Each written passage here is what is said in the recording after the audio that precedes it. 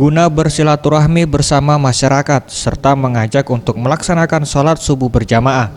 Harnojoyo, Wali Kota Palembang, singgah di Musola Al-Qurota, Kelurahan Sukamaju, Kecamatan Sako. Harnojoyo, Wali Kota Palembang, mengatakan selain datang dan menyapa langsung masyarakat, safari subuh ini juga dapat menyerap aspirasi serta mendengarkan keluhan terkait pembangunan infrastruktur, mulai dari jalan dan fasilitas umum lainnya, ditambah dengan perbaikan musola dan masjid yang selalu diminta oleh masyarakat. Terkait permasalahan tersebut, Pemkot Palembang berupaya untuk segera bergerak cepat dengan segera membenahi dan menindaklanjuti laporan yang diterima.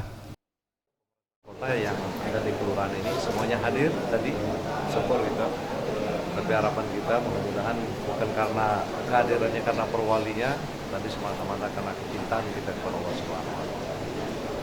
Allah, kalau kita mengikuti jalan Allah Subhanahu wa Ta'ala, kita akan ditunjukkan jalan kesuksesan bagi kita ke depan.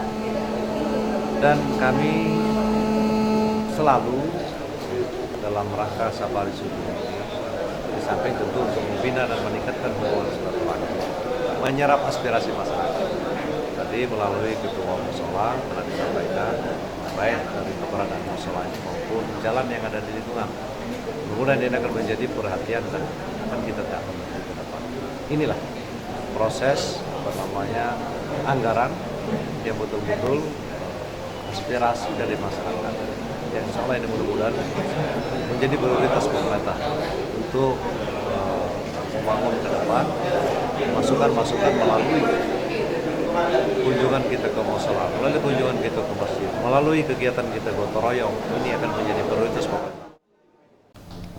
Ia menambahkan kegiatan safari subuh yang dilakukan saat ini banyak direspon positif oleh masyarakat. Hal ini terlihat dengan semakin ramainya masjid ketika memasuki sholat dengan melaksanakan sholat.